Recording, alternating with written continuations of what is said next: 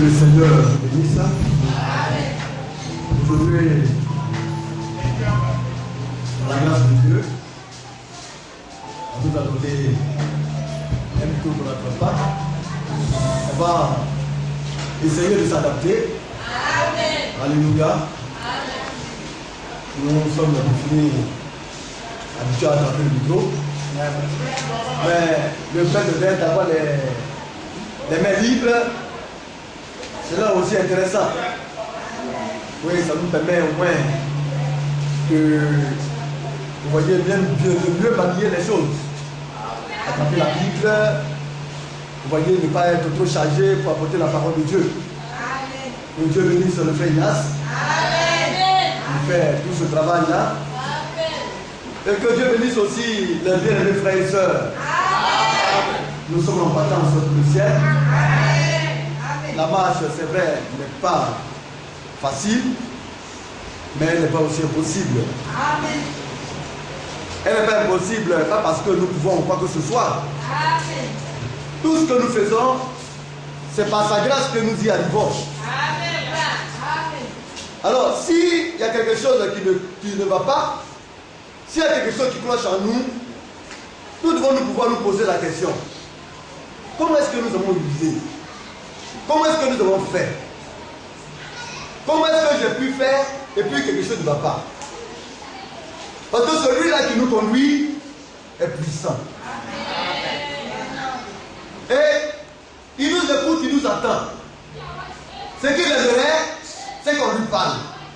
Et qu'on lui dise dans tel compartiment, ça ne va pas, notre Père.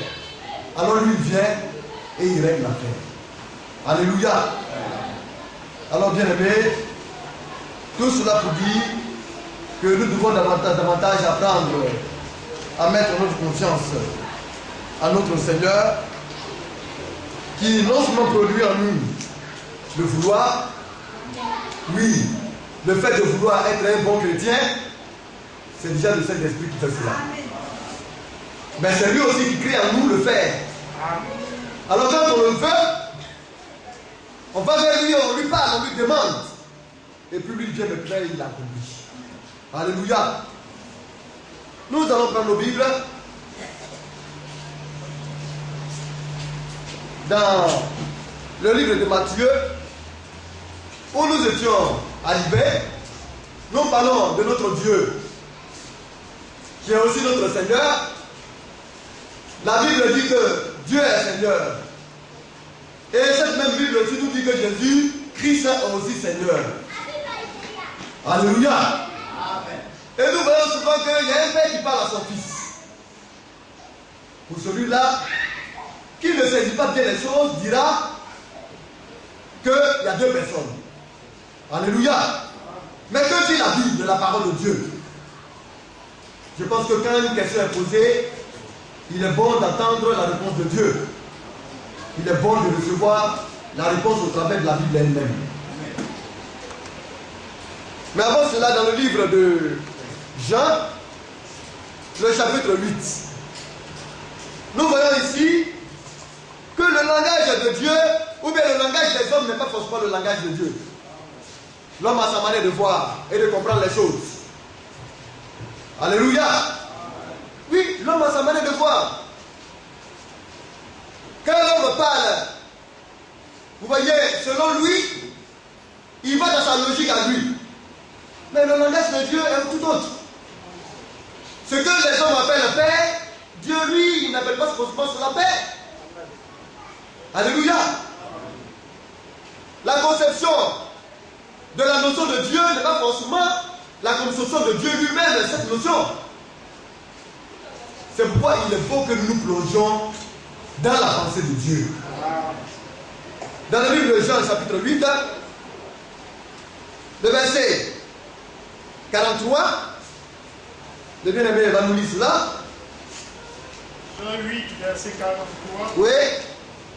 Pourquoi ne comprenez-vous pas mon langage? Alors il dit, pourquoi ne comprenez-vous pas mon langage? C'est le Seigneur qui parlait ici. Aux hommes qui étaient autour de lui, aux pharisiens et autres.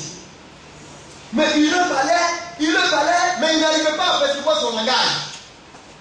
Alors il lui a dit, mais pourquoi est-ce que vous ne comprenez pas mon langage.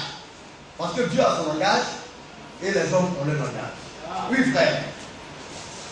Parce que vous ne pouvez écouter ma parole. Alors, le langage de Dieu se trouve à l'intérieur de sa parole. Pour percevoir le langage de Dieu, il faut venir à lui. Il faut prêter oreille à sa parole. C'est pourquoi, quand une question est posée, pour être dans la pensée de Dieu, dans le langage de Dieu, il faut écouter la parole de Dieu. Et c'est ce que nous essayons de faire. Nous faisons de sorte de ne pas ajouter à la parole de Dieu et de ne pas aussi retrancher à cette parole de Dieu. Parce que y ajouter, c'est pervertir le langage de Dieu.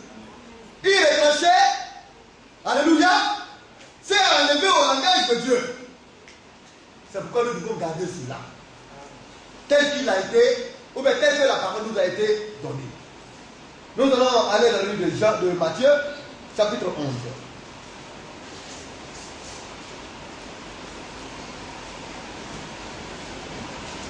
Matthieu 11. Oui, je vais lire. On va te reposer un peu. En ce temps-là, Jésus prit la parole et dit: Je te loue, Père, Seigneur du ciel et de la terre, de ce que tu as caché ces choses aux sages et aux intelligents, et de ce que tu les as révélées aux enfants. Alors là, dans ce récit, nous voyons que le Père, il est le Seigneur du ciel et de la terre. Quand on parle de Dieu qui est notre Père, c'est lui qui est le Seigneur. Alléluia. En d'autres termes, le maître du ciel et de la terre. Alors nous, c'est pourquoi nous disons que la Bible nous appelle, nous amène à ne pas appeler n'importe qui Père. Parce que nous parlons de Père, c'est parler du Seigneur du ciel et de la terre, de notre Dieu qui est au ciel. Oui, le verset 26, il dit: toutes choses m'ont été données par mon Père. Et personne ne connaît le Fils si ce n'est le Père, et personne non plus ne connaît le Père si ce n'est le Fils et celui à qui le Fils veut le révéler. Nous sommes du commun des hommes. Aucun homme ne connaît le Père.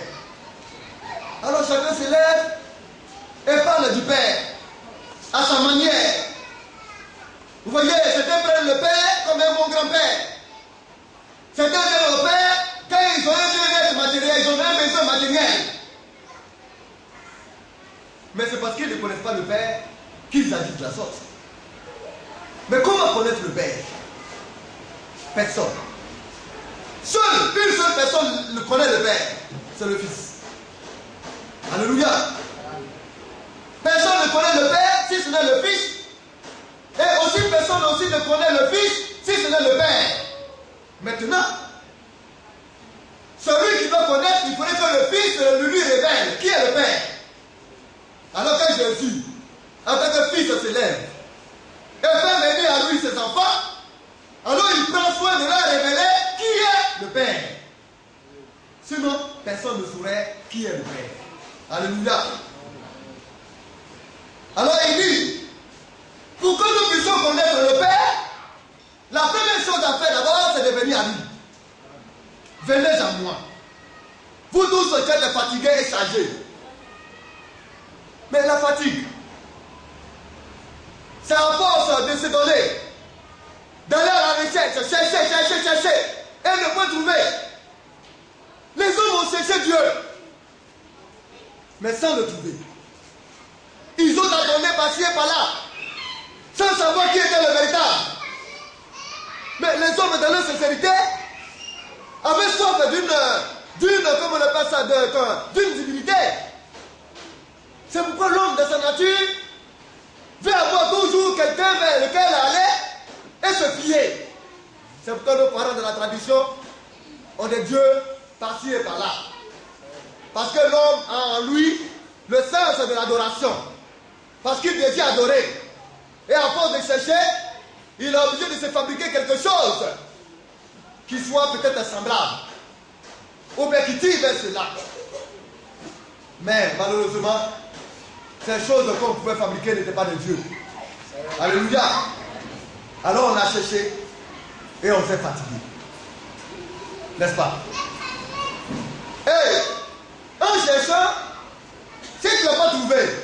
Mais tu as trouvé quelque chose. Qui est-ce qui t'a trouvé? C'est le diable. Et lui, quand tu le trouves, il te donne des formes de solutions. Et dans ces formes de solutions qu'il te donne, il te charge. Il te dit ne mange pas ceci, ne mange pas cela, ne touche pas à ceci, ne touche pas à cela. Tel jour, il faut porter tel vêtement. Alléluia. Alors il donne des totems. Et il te dit, pour venir vers moi, il faut aller payer telle chose, il faut sacrifier. Et on fait des sacrifices, ça n'est pas fini. Or, à chaque sacrifice que nous faisons, c'est l'esprit qui vient à nous. Vous n'êtes pas dire un démon. Et quand tu vas, tu prends un deuxième démon, ça devient un petit poids. Un troisième, un quatrième. Et les démons finissent maintenant par peser sur nous. Et là maintenant, nous devenons déstabilisés. Nous sommes maintenant déstabilisés et nous ne savons plus maintenant où nous partons. Alors il dit, venez. Venez à moi. Alléluia. Et je vais vous donner le repos. Il dit, prenez mon joug. Le joug, pour ceux-là qui ont pour habitude de regarder les émissions, vous prenez peut-être deux bœufs. Deux bœufs. Il y a un bois qui est sur le cou, auquel ils sont reliés. Et on les utilise pour faire les travaux champêtres. Alléluia. Alors le jour que permet aux bœufs de marcher des mêmes pas. N'est-ce pas? Parce que si l'un démonte l'autre, la charrette va se renverser. Parce que ce serait un désordre. Comment faire des sortes qui puissent marcher des mêmes pas? Que l'un ne puisse pas dévancer l'autre. Mais qu'ils puissent aller partout ensemble. Alléluia. Alors le jour favorise la communion. Quand on est sur le jour de Dieu, on met tout en commun. On a les mêmes sentiments. On a les mêmes pensées. Nous allons lire cela tout à l'heure. Alléluia. Un frère ne peut pas se lever et de passer un autre de manière hasardeuse. Tout est discipliné. Tout est ponctué par le Saint-Esprit parce que le jour, c'est l'Esprit de Dieu. Alors chacun ne se lève pas pour se faire connaître un plus que l'autre. Chacun ne se dit pas, moi je suis au-dessus de mon frère. Ou bien je suis au-devant de lui. On est tous au même niveau. Alléluia. Alors il dit, d'abord, prenez mon joug. Quand on prend le joug de Dieu, c'est en venant dans la maison de Dieu. Parce que dans la maison de Dieu, le joug de Dieu c'est sa parole. C'est l'Esprit de Dieu. Chacun ne peut pas se mettre au-delà de l'Esprit de Dieu et de sa parole. C'est pas possible. Parce que si tu le fais, tu sors du cadre de la volonté parfaite de Dieu. Alors nous tous, nous sommes soumis à cela. Nous sommes au même niveau d'instruction. Nous avons les mêmes pensées, les mêmes sentiments. Mais c'est dans la maison de Dieu que ça se passe. Et un ce jour, Dieu maintenant nous donne son instruction. Il nous donne son conseil, sa parole. Il dit, recevez mes instructions, car je suis doux et humble. Il dit, recevez, prenez mes instructions. Je suis doux. Et puis je ne suis pas orgueilleux. Je suis humble de cœur. Quand vous allez me voir, si vous ne faites pas attention, vous n'allez même pas me considérer. Alors que je suis le plus important celui-là qui est le plus important, le personnage le plus important qui n'ait jamais existé. Il est doux et il est humble. Alléluia. Et continuant, il dit que mon joug est doux et mon fardeau est léger. Le fardeau que Dieu nous donne de charger, ce n'est pas lourd. Le christianisme, c'est vrai. La marche peut être difficile, mais c'est Dieu qui nous aide à marcher. Et qui nous aide à supporter le poids. Nous allons aller un peu dans le livre de Philippiens. Et nous allons dire un peu ces choses-là, parce que c'est important. Philippiens.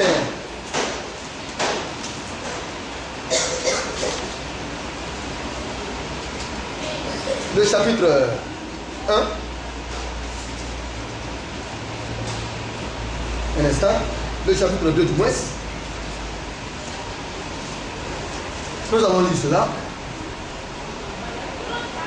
À partir du verset 2, le bien-aimé va nous lire la parole de Dieu. Philippiens 2, verset 2. Oui. Écoutons.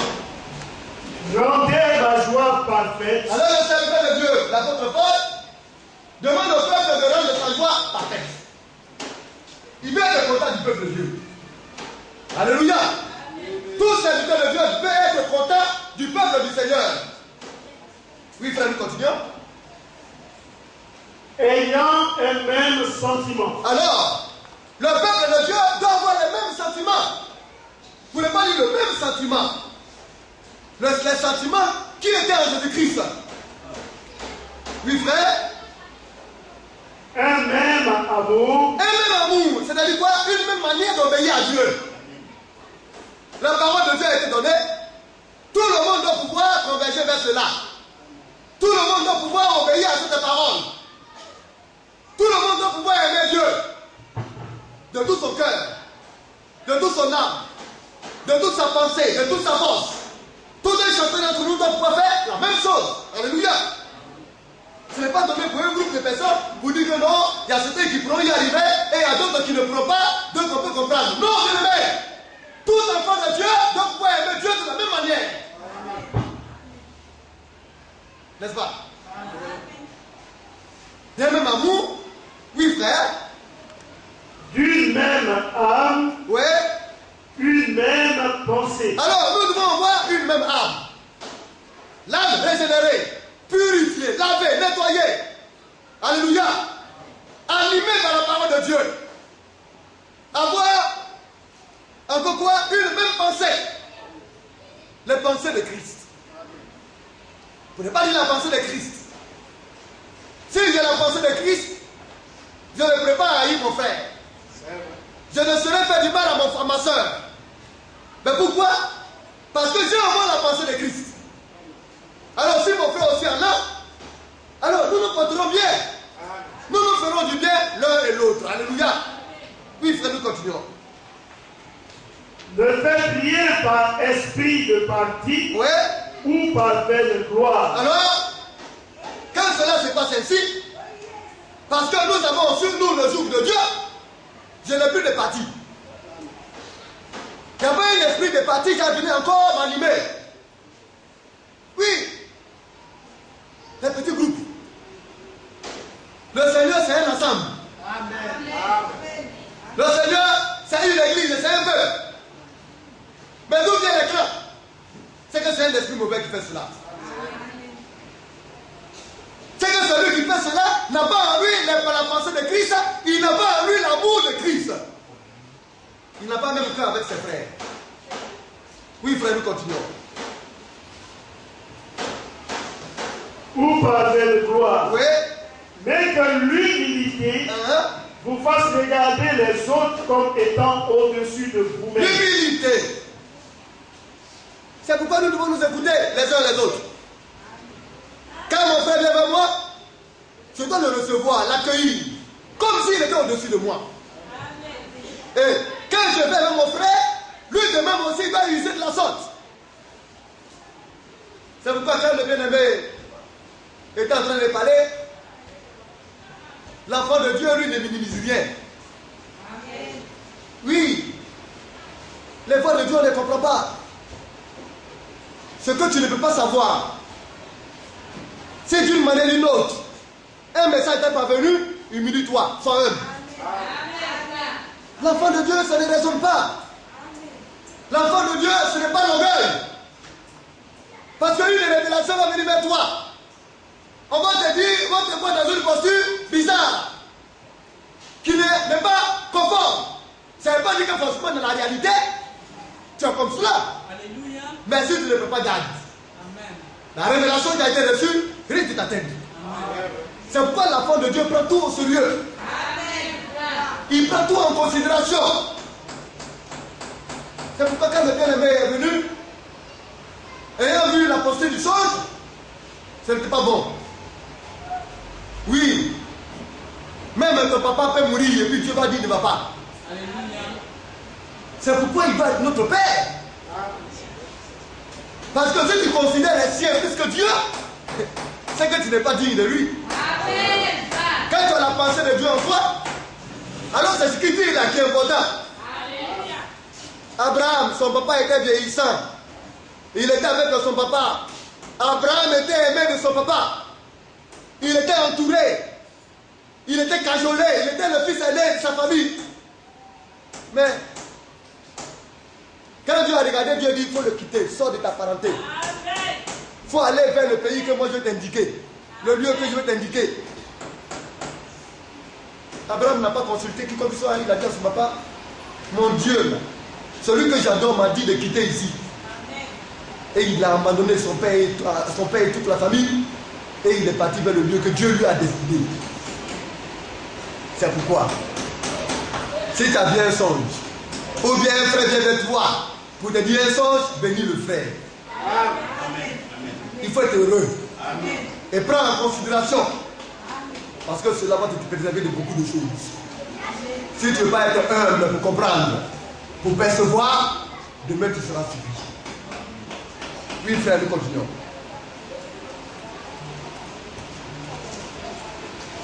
Le verset 4. Oui. Que chacun de vous, Oui. au lieu de considérer ses propres intérêts, Oui. considère aussi ceux des autres. Oui. La Bible est précise, hein? Dieu est tellement parfait que vous ne pouvez pas trouver d'injustice à l'intérieur de la parole. Il y en a qui prêchent. Frère, Dieu dit de considérer les intérêts des autres. Dieu n'a pas dit ça.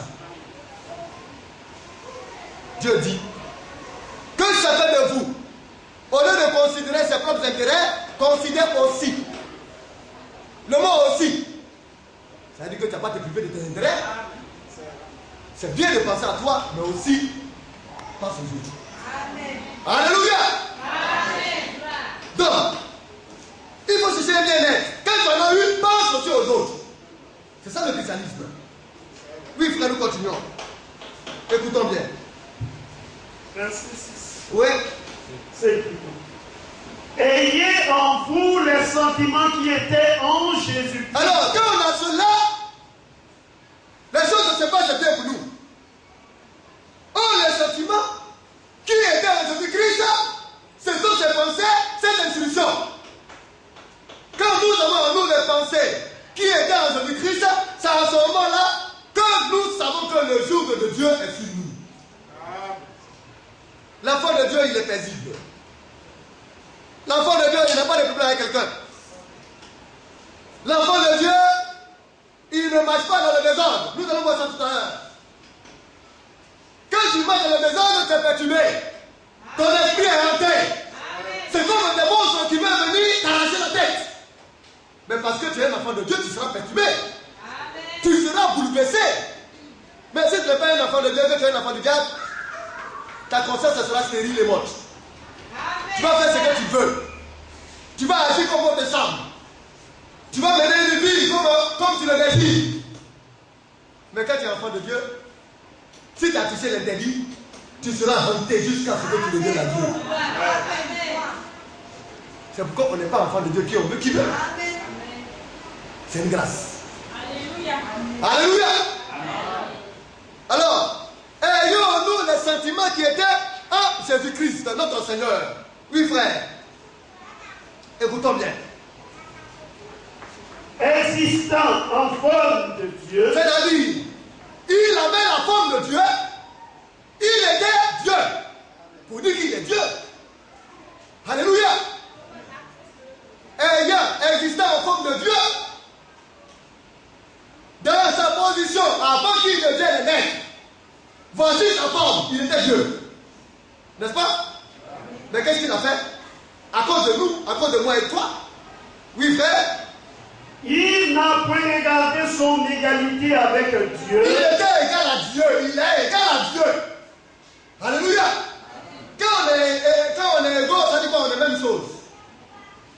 N'est-ce pas? Or, Dieu veut dire objet d'adoration. Or, s'il est égal à Dieu, c'est-à-dire que lui aussi, il est adoré. Or, on ne peut pas adorer de Dieu. C'est un seul Dieu qui est adoré. Mais quand tu ne connais pas le langage de Dieu, tu ne peux pas comprendre la pensée du Seigneur. Alors, les hommes se disent non, mais Jésus-Christ aussi est Dieu, et il y a un autre Dieu, le Père, qui est à côté. Alors, ça fait de Dieu. Ça, c'est diabolique. Or, nous avons vu le commandement. Écoute Israël. L'Éternel, ton Dieu est l'unique. L'unique Dieu. C'est pourquoi, alléluia, tu dois l'adorer de tout ton cœur, de toute ton âme, de toute ta pensée, de toute ta force, de tout ton esprit. Il est seul, il est unique. Et notre Seigneur, il existait, il avait la forme de Dieu. Il est égal à Dieu. Pour dire qu'il est Dieu. Alléluia. Mais il ne va regarder cela comme une proie arrachée. Parce que les bons dieux, eux, ils sont cramponnés à leur position et puis ils ne vont pas lâcher parce qu'ils sont des bons dieux. Mais notre Dieu, il peut tout. Alors il dit non, je ne peux pas me cramponner alors que mes enfants sont en train de mourir. Il faudrait qu'il fasse quelque chose pour eux. Alors il est devenu semblable à nous. Oui, bien aimé. Il n'a pas regardé son égalité avec Dieu comme une proie à arracher. Oui. Mais il s'est dépouillé lui-même. Lui-même. Sans que quelqu'un ne le dise, va le faire. Amen. Et là, nous voyons sa suprématie, son indépendance. Lui-même, il a décidé de se dépouiller. Il a enlevé ses galons. Il a enlevé son manteau. Et il est devenu comme toi et moi. Amen. Alléluia. Amen. Quelle grâce. Un Dieu qui descend pour racheter les siens. C'est quel Dieu qui a fait ça? Ça n'a jamais existé, un tel Dieu. Il est unique en son genre. Oui, frère. En prenant une forme de serviteur. Oui. En devenant semblable aux hommes. Donc il est devenu semblable aux hommes. Mais en devenant semblable aux hommes, c'est Dieu qui est devenu homme. Alléluia. Mais dans l'homme, on ne veut pas dire comme cela que c'est Dieu. Mais il est venu montrer la voie aux hommes. Mais dans sa fonction de Dieu, il devait montrer aux hommes comment adorer. Et qui adorer. Alléluia. C'est pourquoi étant dans un corps humain, il parlait de Dieu. Étant dans un corps humain, il parlait du Père. Mais est-ce que cela fait de cela trois dieux? Non. Il parlait de lui-même sous autre forme. Alléluia. Oui, frère. En devenant semblable aux hommes, Oui. et il apparut comme un vrai homme. Il apparut comme un vrai homme. Oui. Il s'est humilié lui-même, Oui. se rendant obéissant jusqu'à la mort, même jusqu'à la mort de la croix. Donc il s'est humilié. Il a décidé de s'abaisser. Alléluia.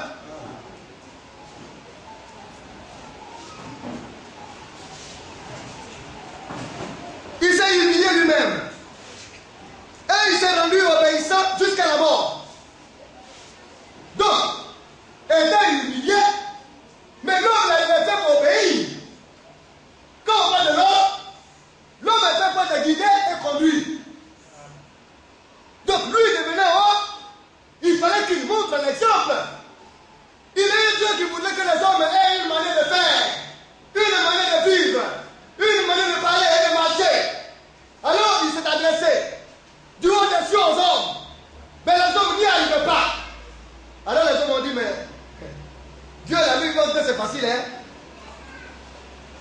Ce qu'il a donné là, il pense que ça. Est-ce que quelqu'un me dit? C'est le langage de combien de l'homme? Qui veut dire toute la parole de Dieu? Qui veut le parfait? Ah! Oh, l'homme en ayant ce langage condamne toute l'espèce humaine. Mais en réalité, quand il dit qui? En réalité, ça n'existait pas. Aucun ne pouvait. Mais lui, maintenant, il va venir Je vais vous apprendre qu'il y a une possibilité de le faire. Que cela est possible. Alléluia. Je vais vous montrer qu'on peut obéir.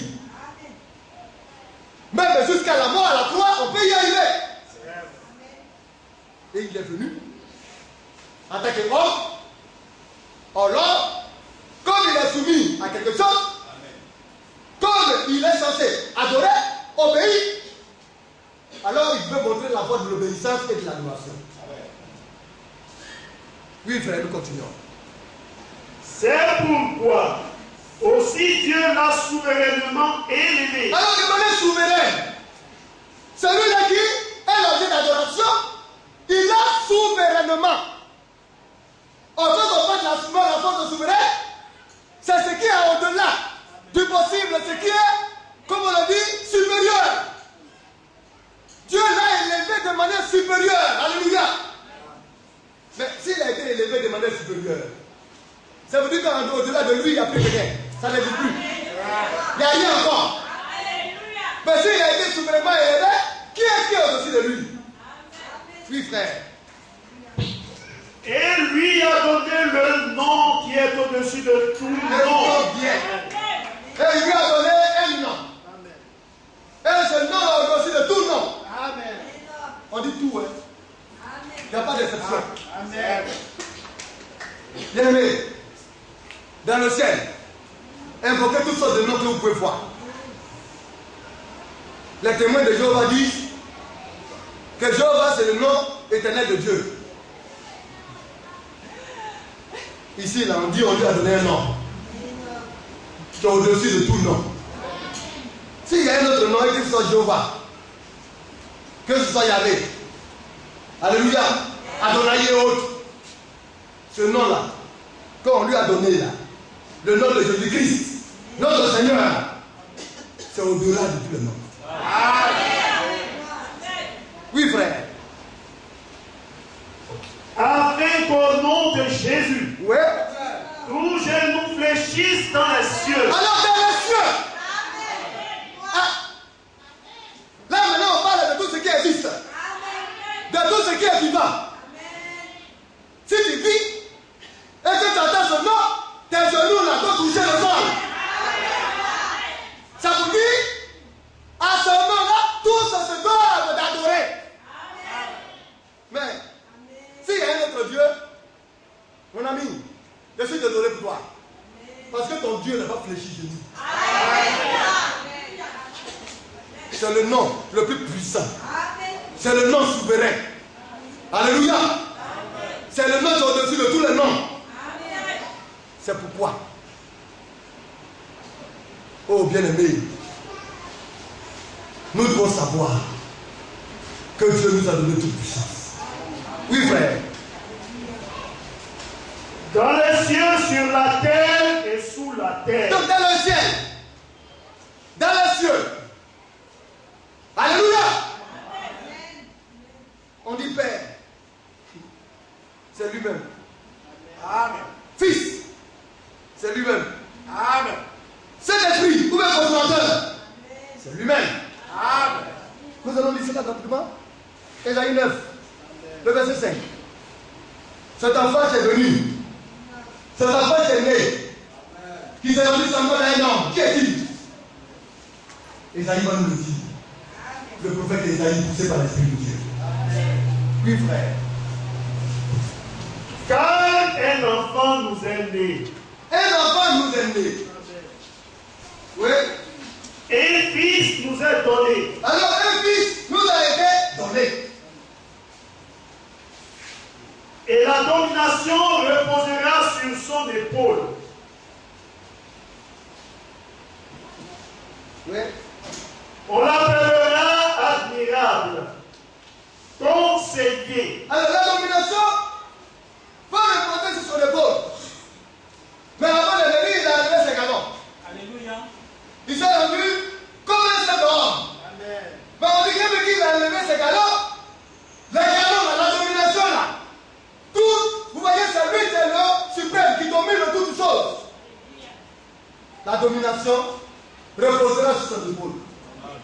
Alors on va l'appeler, oui. admirable. Il est l'admirable, oui.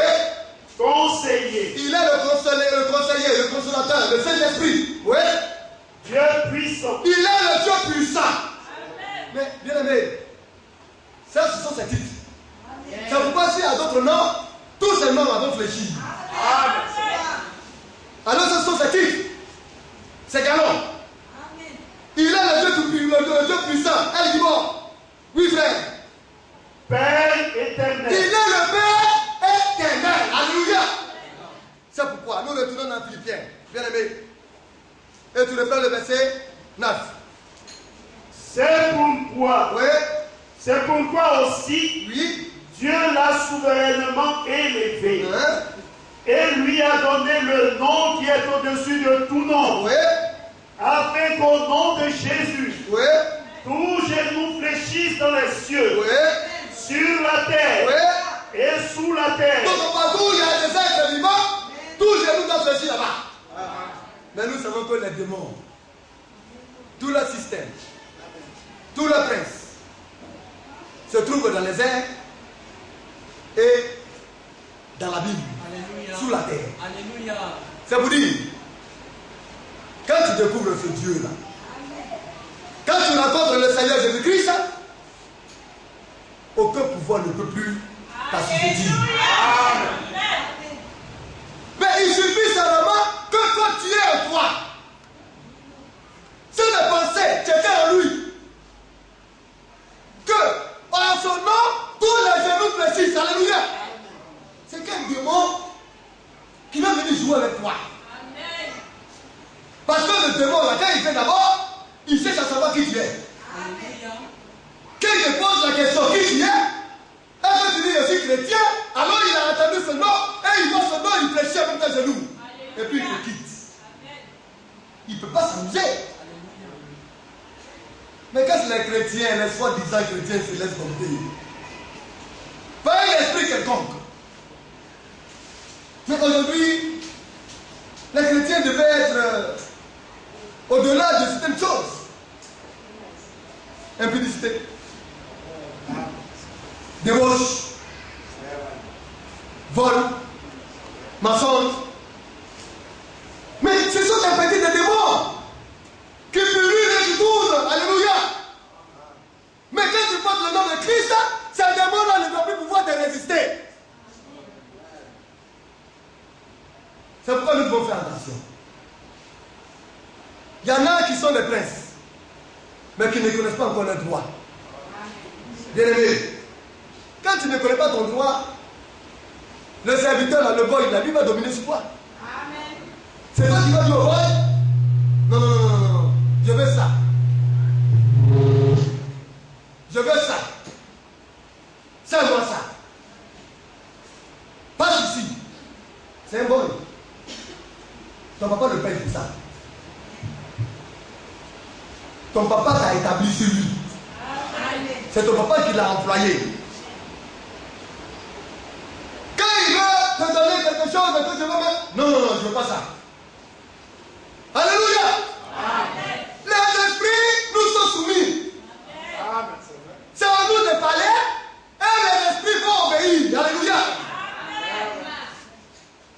Toi, tu es trop sale, il ne faut pas venir ici. Mais si tu es un léger homme, si tu es un plaisantin,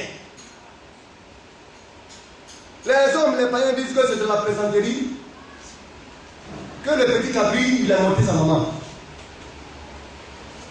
Mais si la maman ne plaisantait pas, le petit cabri n'avait pas venu monter. Amen. Et il y en a, ils plaisantent avec leur vie. Je suis chrétien. Mais c'est pas grave. C'est-à-dire que on peut. Mais tu peux faire quoi? Tu peux faire tout ce que la parole de Dieu autorise.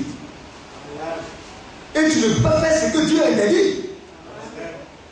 Mais quand tu es en train d'user maintenant de légèreté des sentiments, mais il vient et puis c'est que tu es un plaisantin. Et il vient jouer avec toi.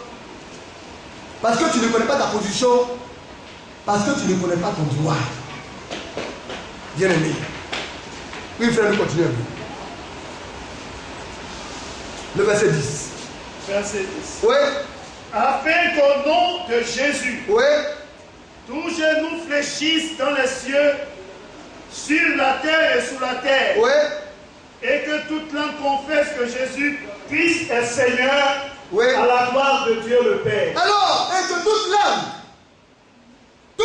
doit confesser que Jésus est Seigneur. Alléluia. À la gloire de Dieu le Père. Mais la langue doit confesser. Quelle est cette langue?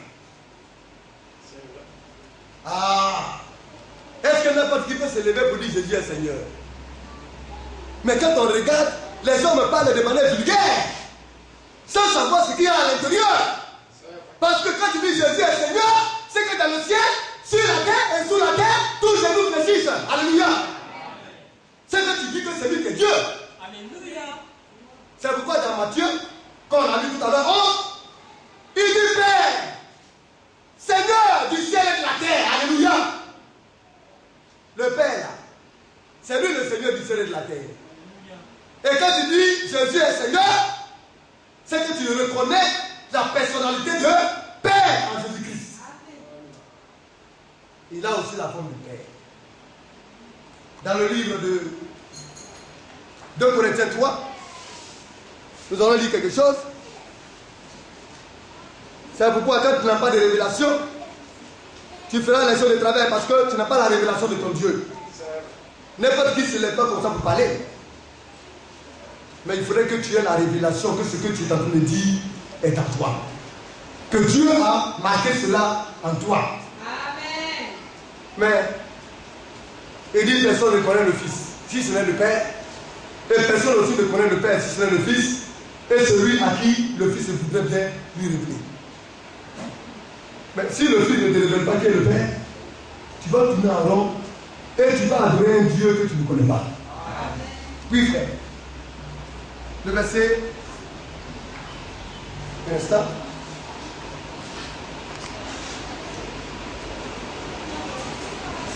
Un instant. Le verset 17. Hein? Amen. Est-ce que c'est cela? Amen. Oui.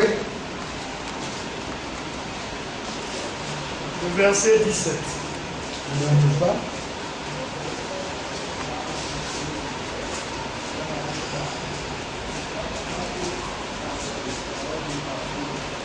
C'est un projet de voir. 2 Corinthiens, chapitre 3. Oui, mais je voudrais qu'on lise autre chose d'abord. Alléluia. 1 Corinthiens 12 d'abord, nous allons revenir après. C'est ça? 1 Corinthiens 12. Le verset 3. Verset 3. Écoutons bien. C'est pourquoi je vous déclare que personne, Oui, s'il parle par l'Esprit de Dieu, ne dit oui. Jésus est anathème. Personne. S'il parle par l'Esprit de Dieu, si c'est le Saint-Esprit qui le conduit, personne ne peut se lever et dire Jésus est maudit. Ou bien c'est une malédiction. Bien-aimé. Mais quand tu fais de Jésus-Christ une deuxième personne de l'utilité, mais c'est que tu ne reconnais pas sa divinité. C'est vrai. C'est dangereux, c'est une malédiction. C'est vrai. Oui, frère, nous continuons un peu. Et que personne ne peut dire Oui, Jésus est le Seigneur oui. si ce n'est par le Saint-Esprit. Alors, de même, personne ne peut se lever et dire Jésus est Seigneur. Si ce n'est le Saint-Esprit. Ah. Jésus est le Seigneur. Est-ce que tu le sais? Est-ce que tu le crois? Tu le crois? Si le Saint-Esprit ne t'a pas révélé, tu ne peux pas le faire. Mais n'importe qui se lève pour dire Seigneur Jésus. Est-ce que le Saint-Esprit leur a révélé qui est le Seigneur? Que Jésus est Seigneur? Nous allons aller dans le livre de 1 Corinthiens 8.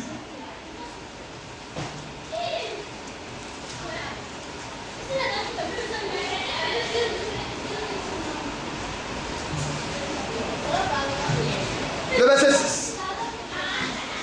Écoutons bien. 1 Corinthiens 8, 6. Oui. Néanmoins, pour nous, Oui. il n'y a qu'un seul Dieu. Néanmoins, pour nous chrétiens, enfants de Dieu, il n'y a pas de Dieu. Il n'y a qu'un seul Dieu. Bien aimé, Dieu est unique. Il n'y en a pas deux. Oui, frère. Écoutons bien. Le Père de qui viennent toutes choses et pour qui nous sommes. Donc, notre Dieu, il est le Père. N'est-ce pas? Et c'est de lui que viennent toutes choses. Et c'est à lui que nous appartenons. Nous sommes pour lui. Amen. Quand tu es chrétien, tu appartiens au Père. Tu appartiens à Dieu. Oui, frère, nous continuons. Et un seul Seigneur, Jésus-Christ. Et il y a un seul Seigneur, Jésus-Christ. Alléluia. Oui, frère, nous continuons. Par qui sont toutes choses Alors, oui. et par qui nous sommes. Alors, vous voyez, pour celui-là qui ne comprend pas bien le langage, il va croire que c'est différent.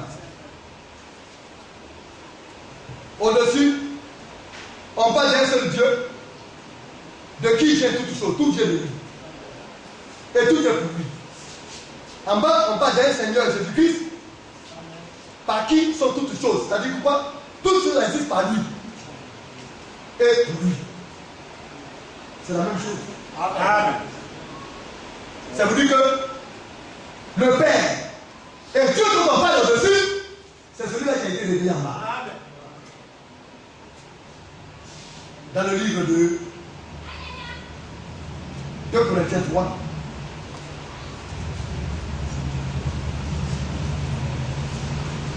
Le verset 16. Écoutez bien. 2 Corinthiens 16. Oui. Mais lorsque les cœurs se convertissent au 2 Corinthiens Seigneur, 3. Oui, ben vas-y, c'est ça. mais lorsque les cœurs se convertissent au Seigneur, Quand le cœur se convertit au Seigneur, qui est le Père, n'est-ce pas? Le Seigneur, il est le Père. Lorsque les cœurs se convertissent au Seigneur, le voile, comme on fait, est ôté. Tes yeux aveugles là, ce que tu ne peux pas percevoir, la révélation que tu n'as pas, n'est-ce pas? Quand ton cœur est converti, quand tu as changé de voie de chemin, quand tu as épousé la voie de Dieu, alors le voile, le Seigneur ôte le voile. Amen. Là maintenant tu commences par comprendre. Oui, frère, nous continuons. Or, écoutez bien. Le Seigneur, c'est l'Esprit. Alors on dit, il est dit ici que le Seigneur là, quand on parle du Seigneur, on dit Seigneur là, c'est l'Esprit. On fait quoi là? Oh, le Seigneur, c'est l'Esprit. Oui, frère. Et là où est l'Esprit du Seigneur, Oui. là est la liberté. Alors, quand l'Esprit, c'est-à-dire que le Seigneur est là, les enfants de Dieu sont affranchis. Le péché ne peut plus rien faire en toi. Alléluia. C'est la liberté.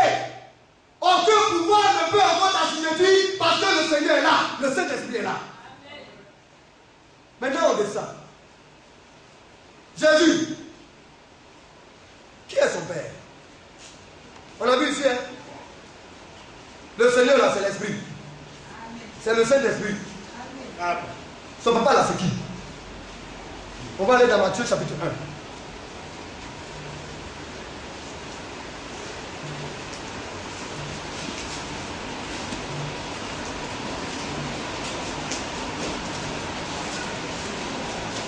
Chapitre 1 ou chapitre 2, nous allons voir rapidement.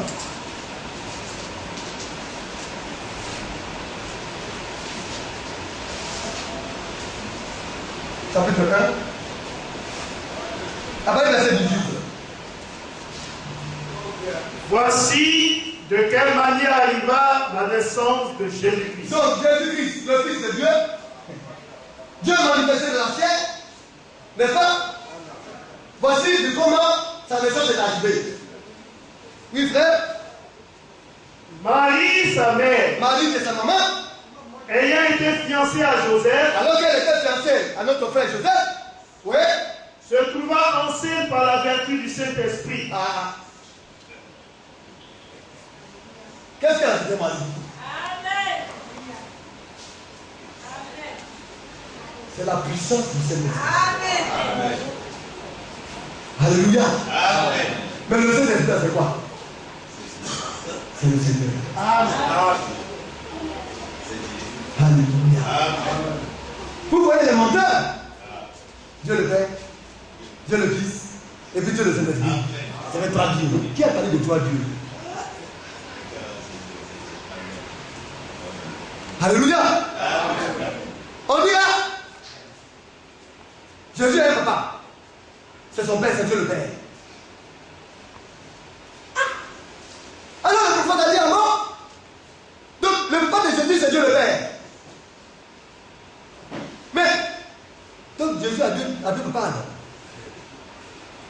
Mais si le Père est une autre personne différente du Saint-Esprit qui est une autre personne, non, c'est que vraiment, Jésus il ne connaît pas son papa. Alors, des deux là, qui est son papa? La théologie est démoniaque. Oui, c'est la théologie qui résonne ici. Alors la théologie prend les pensées humaines, qui le mélange dans la pensée de Dieu, qui formule quelque chose d'inavouable, et puis qui le donne au peuple pour pouvoir réellement nuire au peuple. Il faut avoir le langage de Dieu. Jésus est venu sous le couvert du Saint-Esprit. Oh, le Saint-Esprit, c'est le Seigneur. Oh, le Seigneur, c'est lui le Père. Alléluia. Alors le Père, le Fils, le Saint-Esprit ne sont que des titres ou bien des fonctions dans lesquelles le Père a exercé. Point. C'est la même personne, une personne. Alléluia. Oui, bien, nous continuons un peu. Le verset 19.